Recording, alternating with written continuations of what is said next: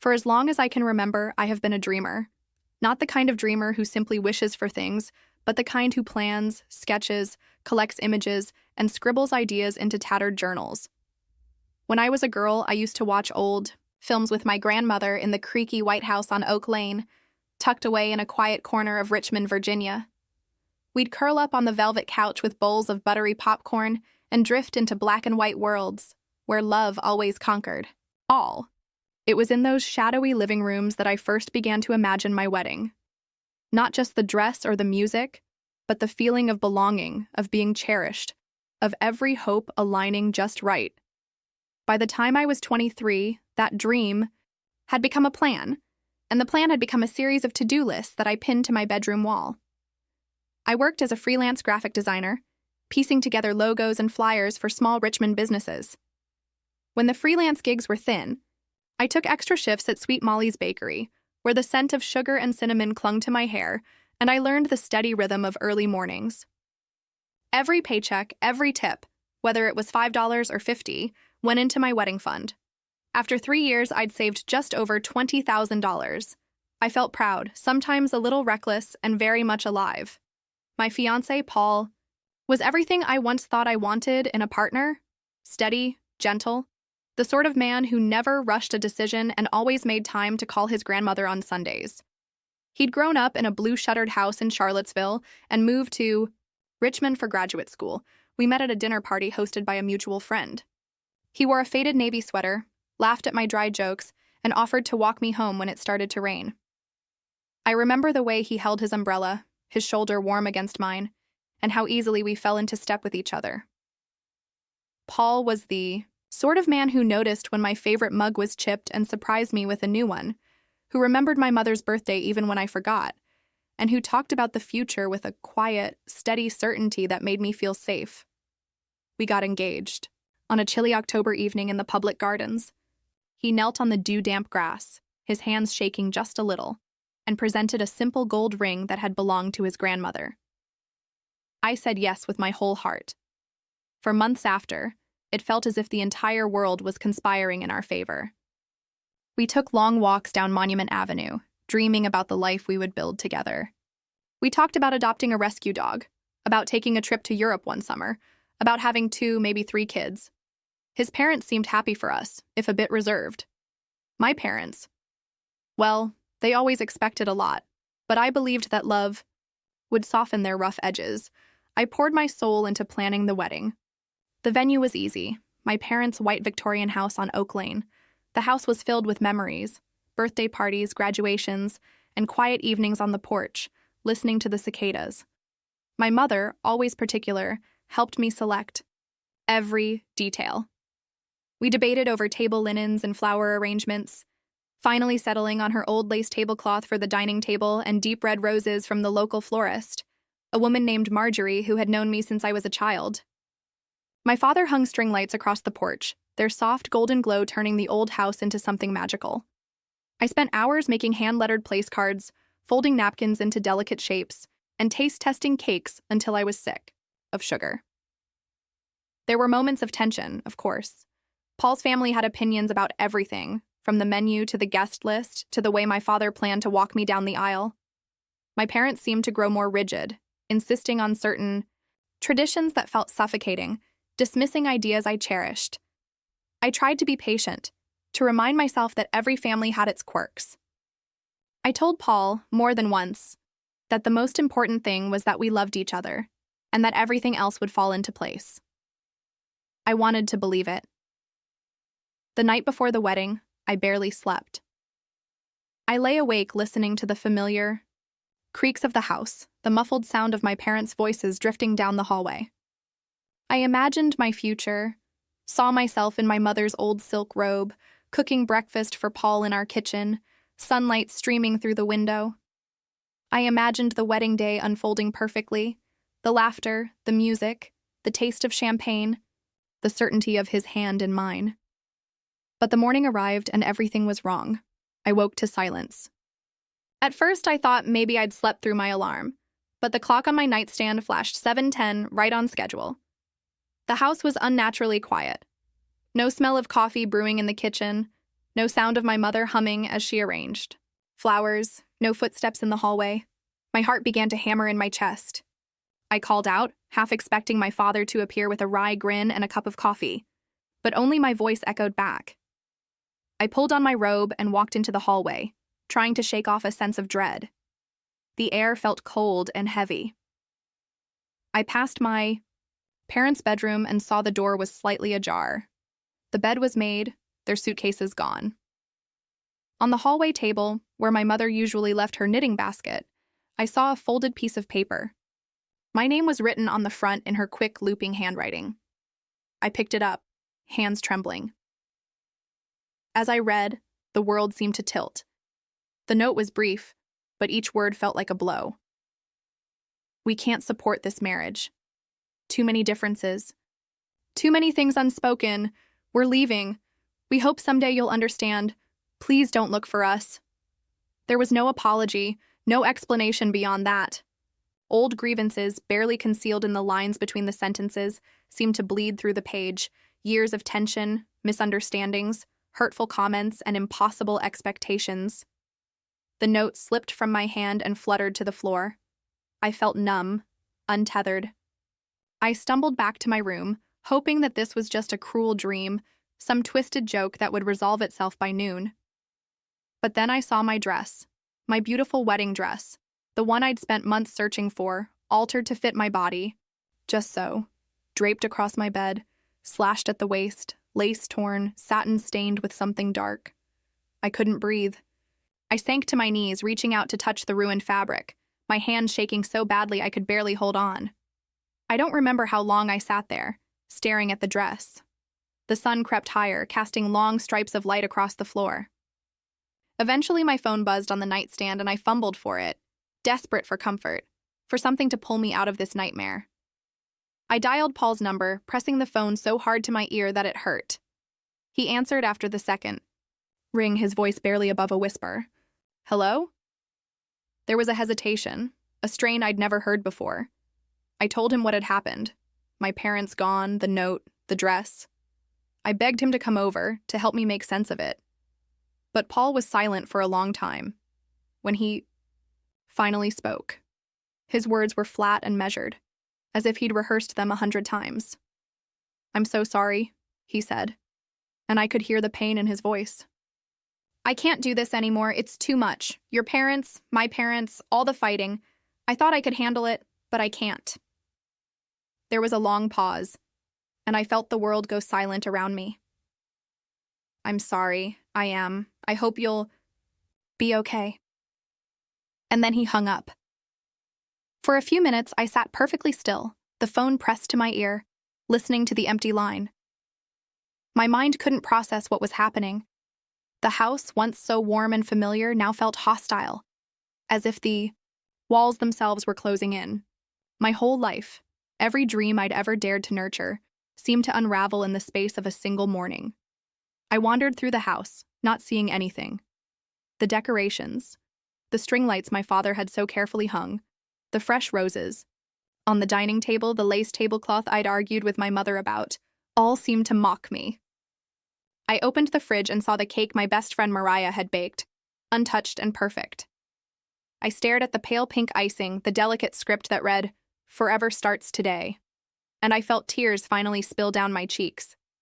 Outside, the street was quiet. Cars passed by, people walked their dogs, oblivious to the disaster unfolding inside the White House on Oak Lane. I thought about running after my parents, calling Paul again, trying to force the world back into the shape I'd so carefully crafted. But I knew, deep down, that nothing would ever be the same. My parents were gone, not just for the day, but for good. My fiancé, the man I thought I would build my life with, had abandoned me with a phone call. I was utterly, completely alone. I went upstairs and sat on the edge of my bed, staring at the ruined dress. I ran my fingers over the torn fabric, remembering how proud I'd felt when I first put it on. I thought about all the moments that led here, the nights I'd stayed, up late working, the fights with my mother, the anxious conversations with Paul, all the compromises, all the hope. For a moment, I hated myself for ever believing that I could have a perfect day, a perfect life. The day stretched on, painfully slow. Relatives began to call, one after another. Some were sympathetic, their voices trembling with shock and disbelief. Others, though, were quick to judge. "You must have done something," one aunt hissed into the phone. "Families don't just leave for no reason." I stopped answering after a while, letting the calls go to voicemail, the messages piling up. Each ping felt like another reminder of my failure. As the sun began to set, painting the sky in streaks of orange and pink, I sat alone on the porch. The string lights flickered overhead, casting shadows that danced across the floorboards. I tried to remember the feeling I'd had just a day ago. The excitement. The sense that everything was finally coming together.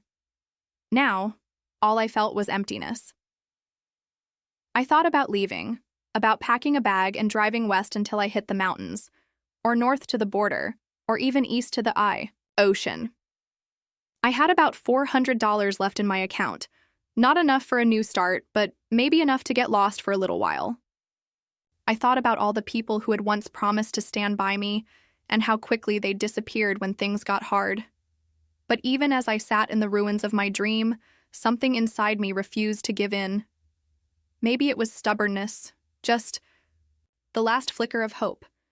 But I told myself that I would survive this. I would find a way to rebuild, to dream again, even if it hurt. That night, as I crawled into bed, I pressed my face into the pillow and let myself cry, not just for what I'd lost, but for everything I'd believed I could have. I didn't know what the future would look like. I didn't know where I would go or who I would become. But as the darkness settled around me, I promised myself that this would not be the end of my story. It was just the beginning. When you've lived in one place your whole life, you start to believe you know it inside and out. You convince yourself that every corner, every cracked sidewalk, every flickering streetlight belongs to you in some way, as if your memories have seeped into the walls and made them part of your story. That's how I used to feel about Richmond. But as I stepped out of the empty house on Oak Lane and locked the door behind me, I realized how little I truly belonged anywhere. I wandered into the late morning with my purse slung over my shoulder, my phone clutched tight in my hand, and the ache of abandonment settling deep in my chest. The world outside continued as if nothing had changed, which felt like the cruelest part of all.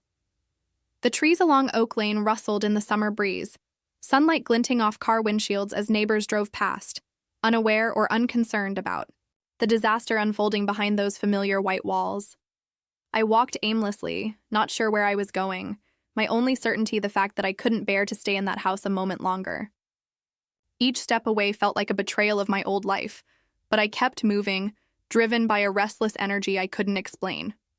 I watched my shoes as they hit the pavement, one foot in front of the other, and tried not to think about how quickly everything had fallen apart. The city was alive in a way I'd never noticed before. Richmond's downtown always had a certain charm, a blend of old brick buildings, gleaming new glass offices, and the sound of laughter spilling out of open windows. Today, though, the city felt indifferent. People hurried past me and pressed, suits or faded jeans talking into Bluetooth earpieces or scrolling through their phones, their faces blurred together, each of them wrapped up in their own lives, their heartbreaks or triumphs. I felt invisible, a ghost wandering through someone else's story. Eventually, my feet carried me to a small coffee shop on Main Street that I'd visited dozens of times over the years, though I'd never once gone there alone. The bell above, the door jingled as I stepped inside, the familiar scent of roasted coffee and warm pastries wrapping around me like a distant memory. The place was crowded, but no one looked up as I entered. I stood in line behind a young couple who were laughing over something on their phone, their hands intertwined on the counter. For a moment, I wondered what it would be like to still have that. Someone whose touch could anchor me, someone whose laugh could pull me out of my sadness. When it was my turn, I ordered a cappuccino, my voice barely above a whisper. The barista, a woman with wild red hair and a cheerful grin, didn't seem to notice my distress. She handed me my cup, her fingers brushing mine, and wished me a good day.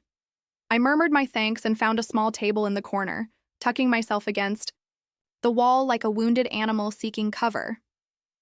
I wrapped my hands around the warm cup, but I couldn't bring myself to take a sip. My stomach churned with nerves and sorrow, my appetite long gone.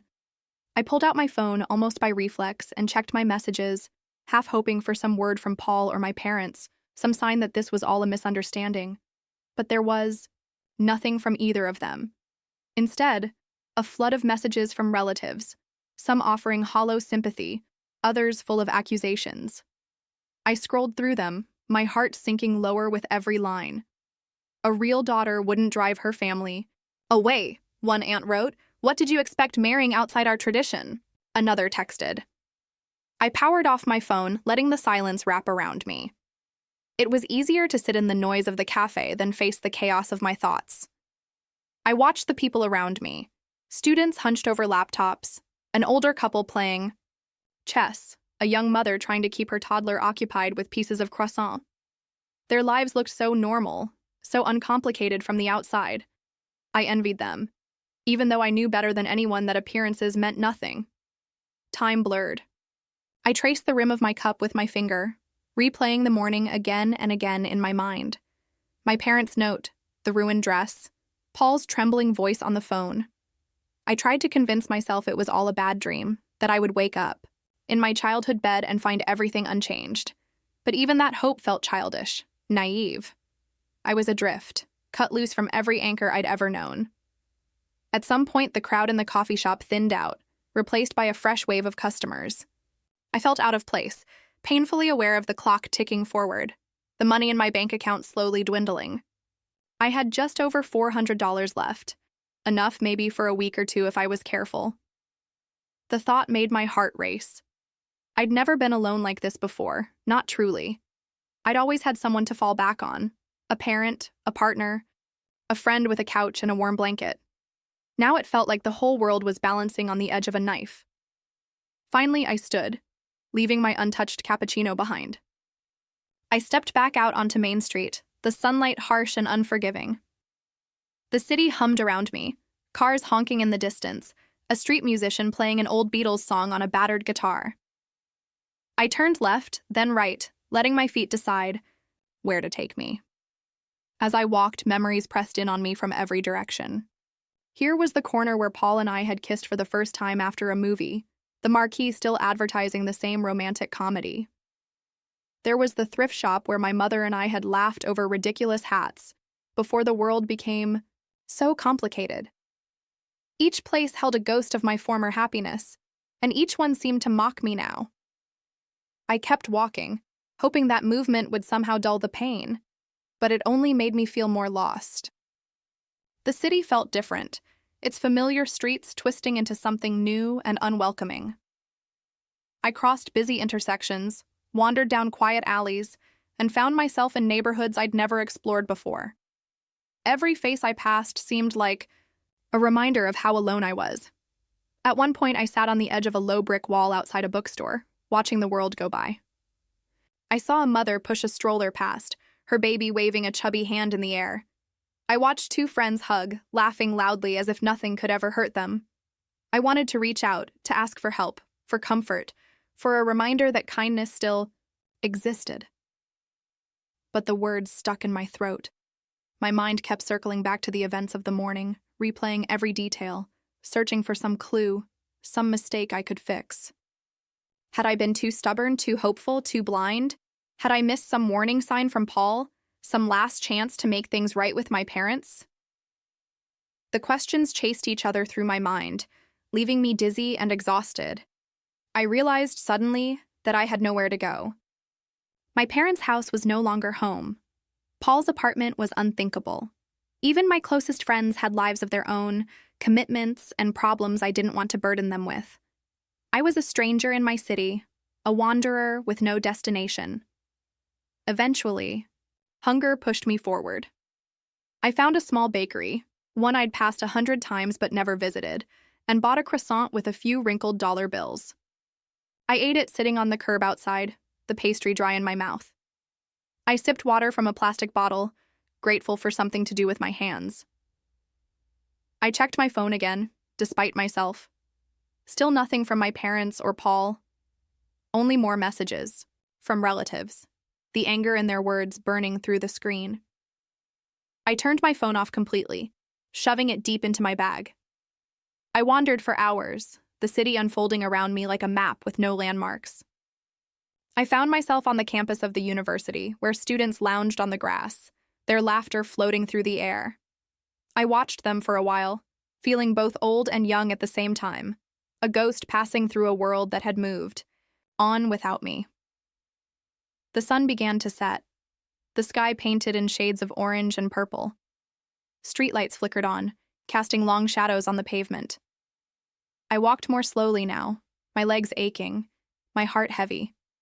I wondered what would happen if I just kept walking, if I could somehow leave my pain behind on these streets. As I turned a corner, lost in thought, I nearly collided with a man striding briskly in the opposite direction.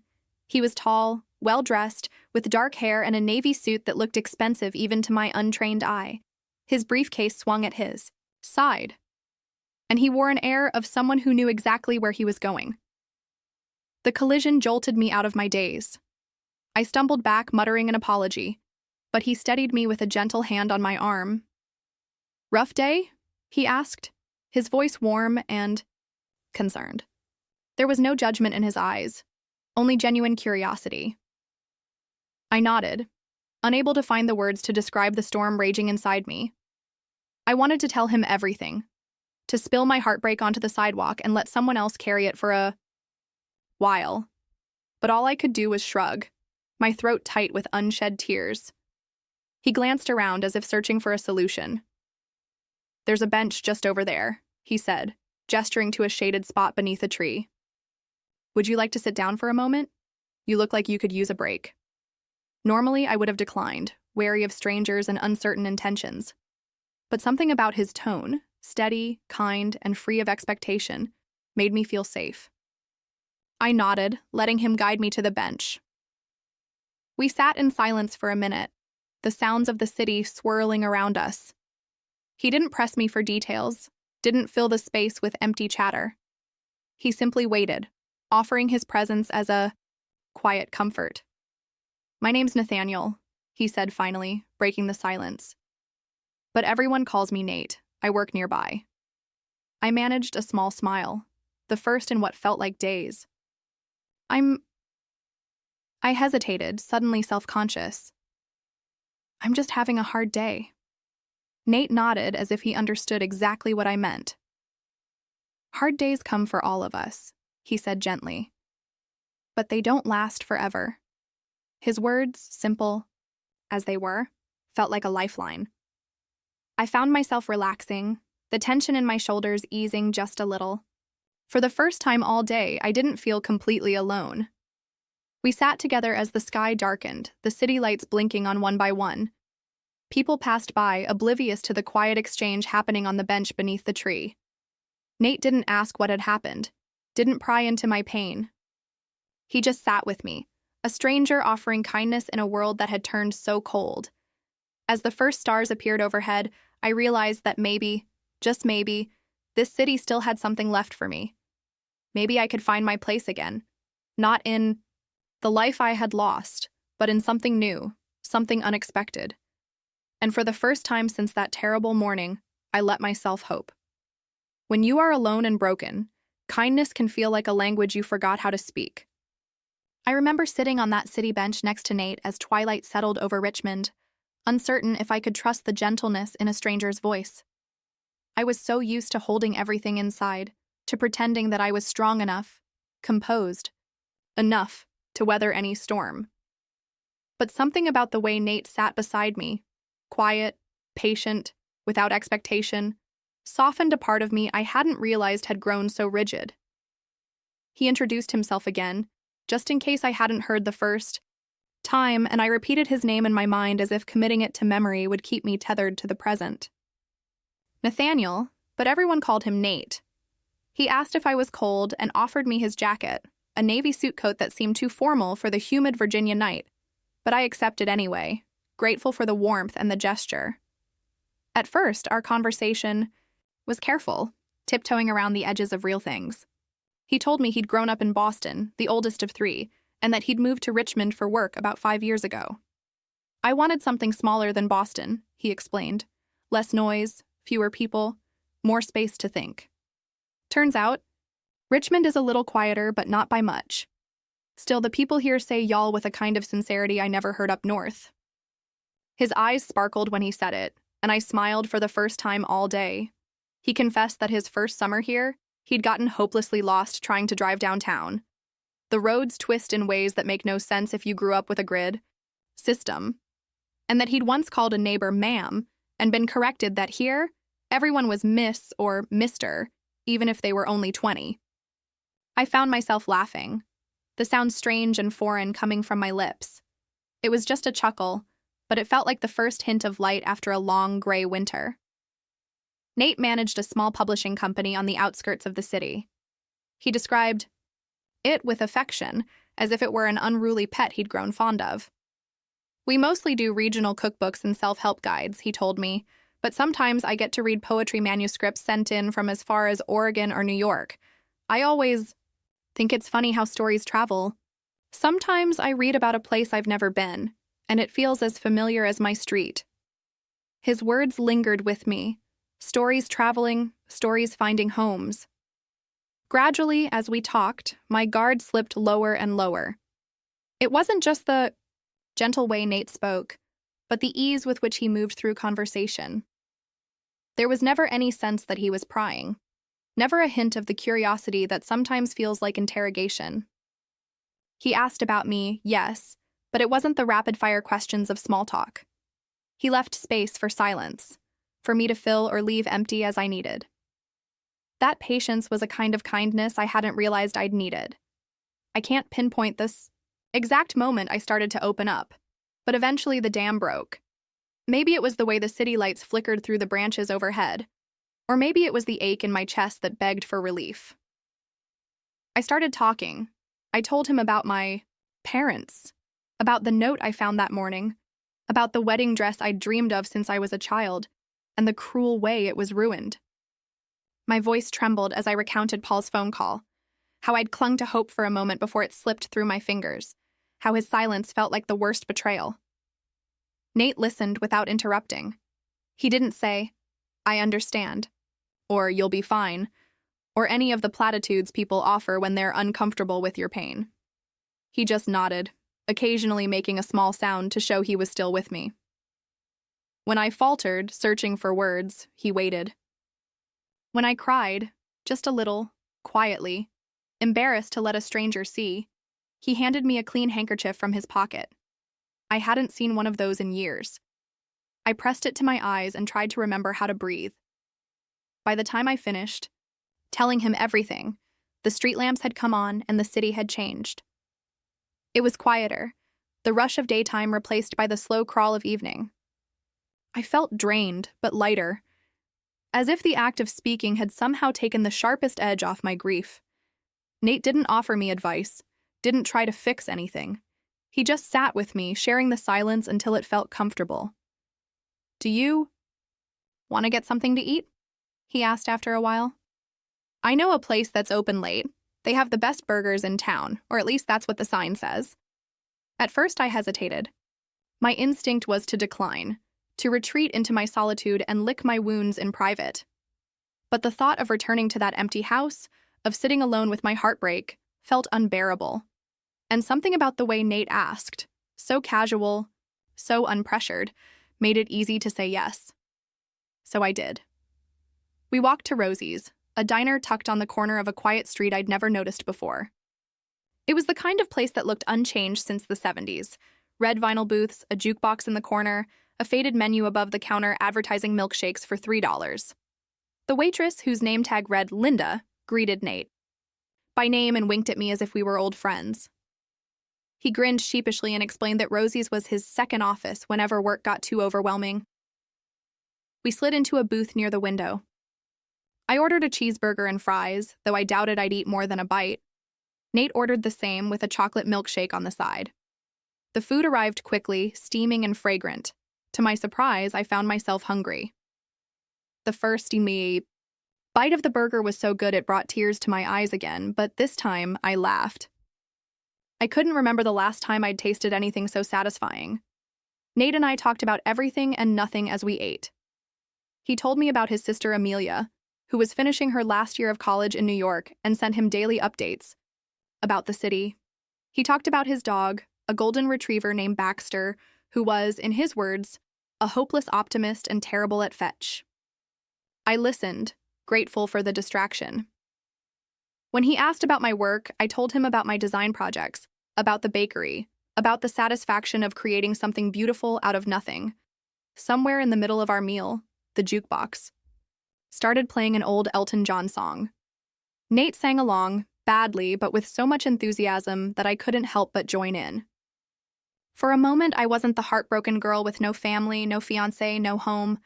I was just a woman in a diner, singing off-key with a new friend.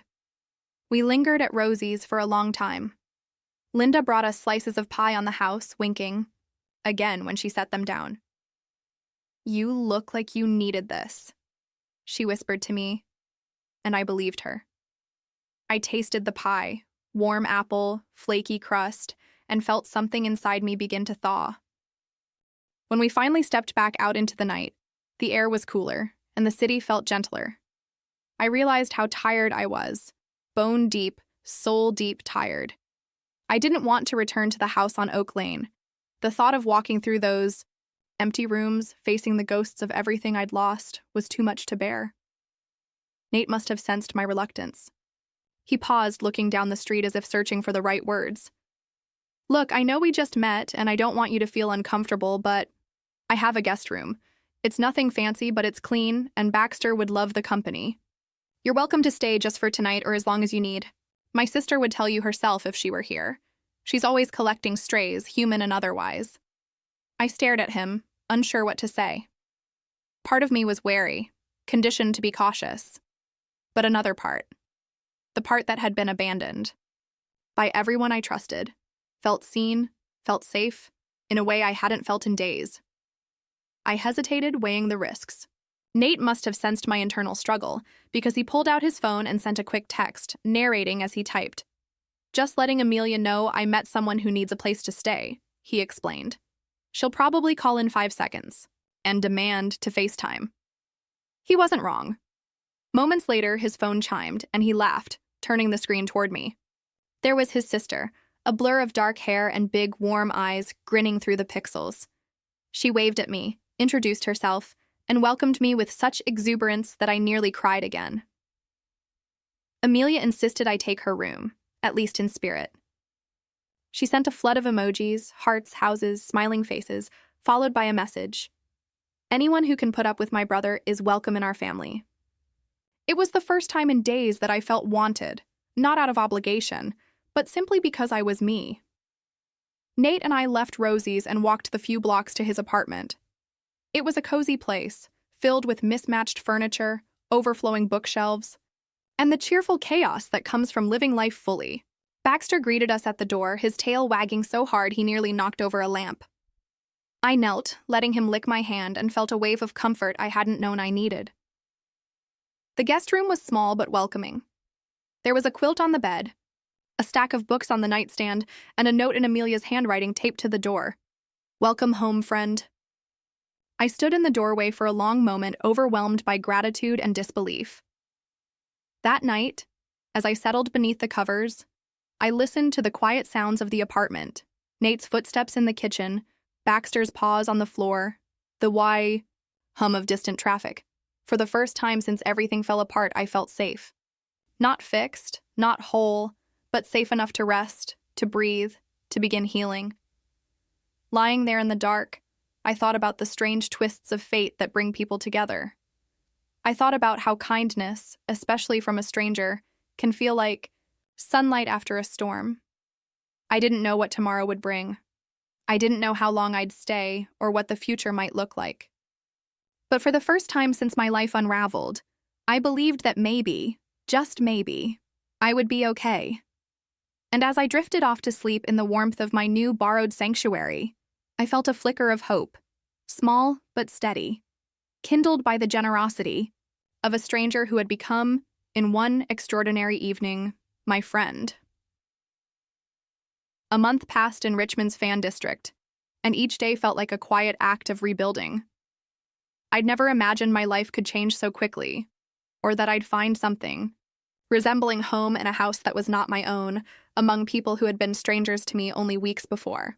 Yet there I was, living in a sunny bedroom with creaky floorboards and pale yellow curtains, surrounded by laughter, cinnamon-scented kitchens, and the gentle comfort of being wanted for no reason other than being myself.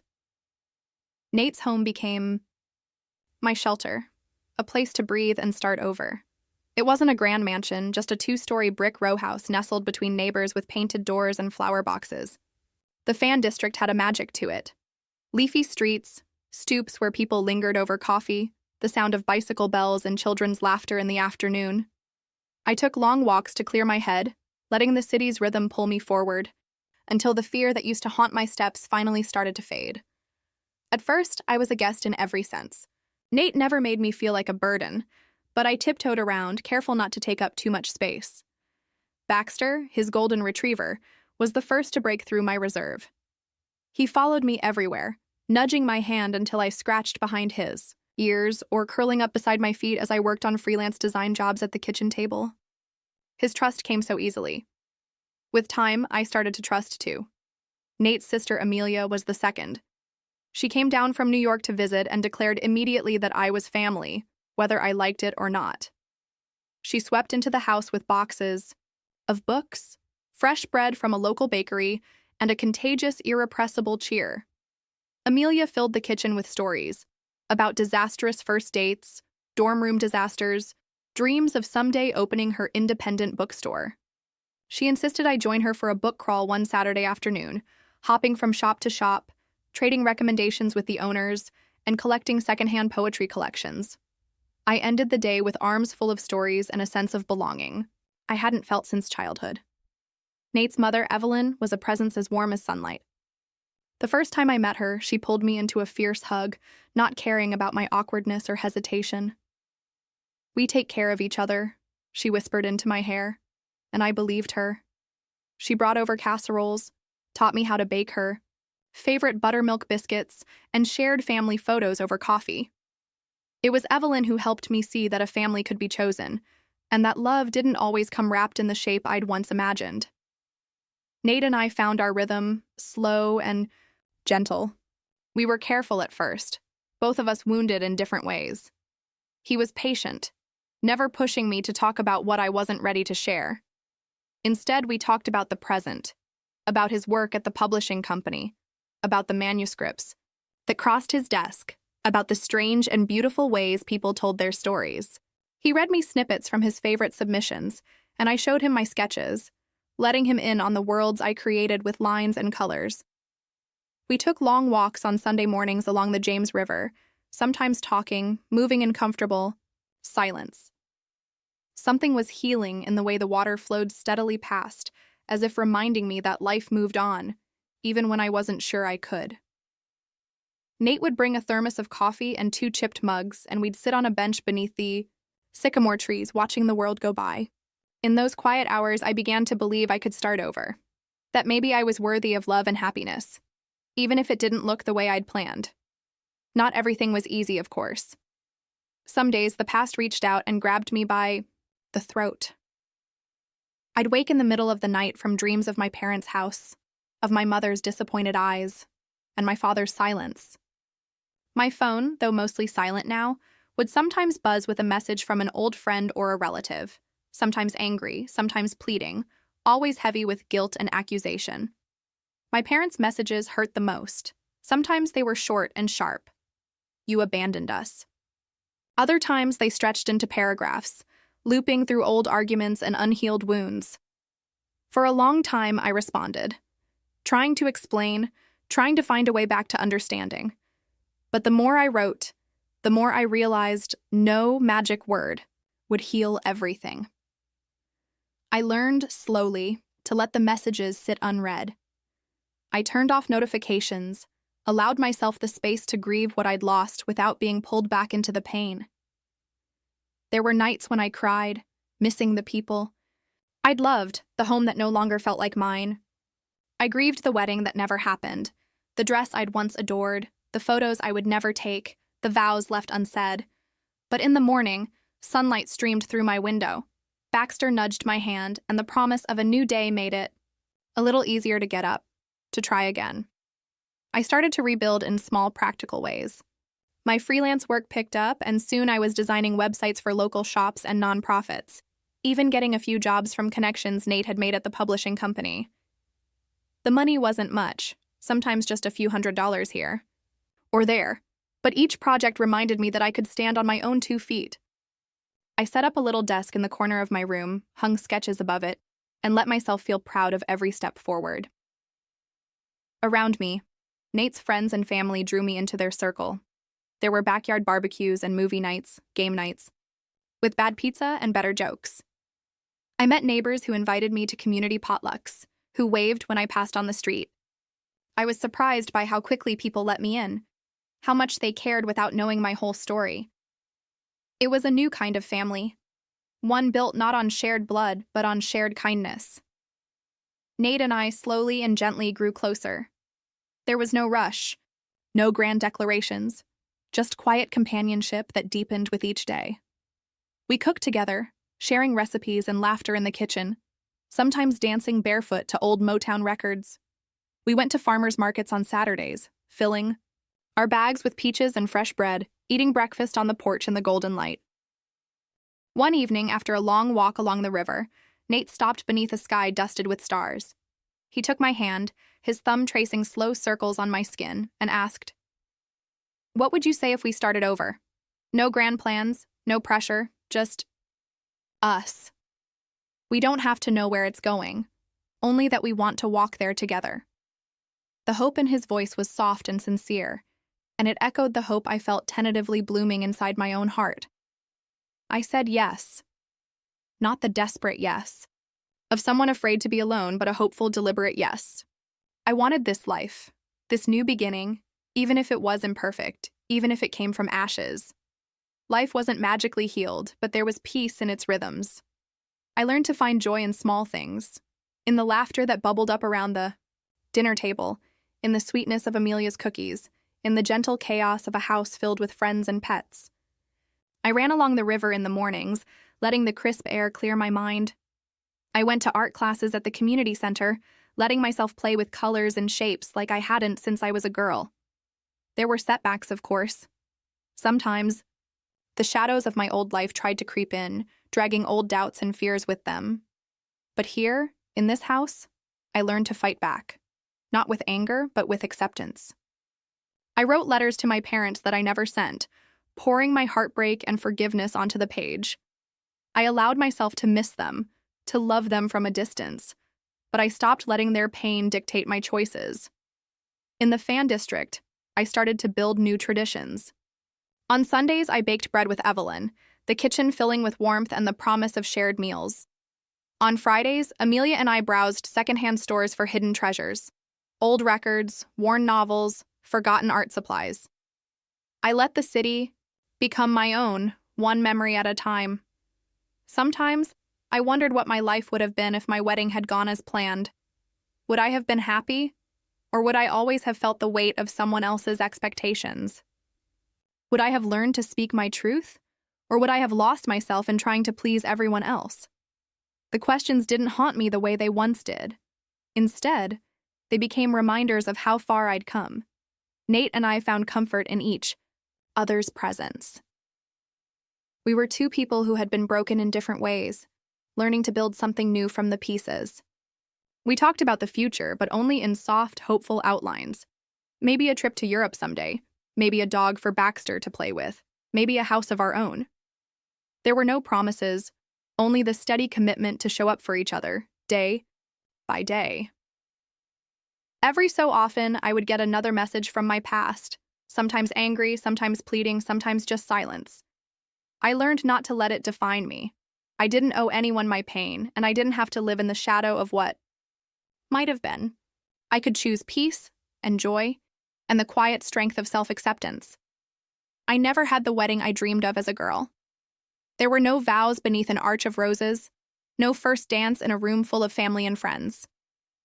But I found something better. A life of my own making, built on courage and kindness, filled with laughter and second chances. I found a family who chose me, and I chose them in return. For the first time truly, I felt at home, not just in a house or a city, but in myself. I learned that new beginnings aren't always grand or dramatic. Sometimes they are as simple as a warm kitchen, a soft place to sleep, and the sound of someone calling your name with love. As I sat on the porch one evening, watching the sun set over the fan district, I realized I wasn't lost anymore. I was found in the ordinary, in the everyday, in the gentle act of choosing joy. And I knew deep in my heart that whatever happened next, I would face it with hope, because I had built a life on my terms, and it was more beautiful than anything I had ever dreamed.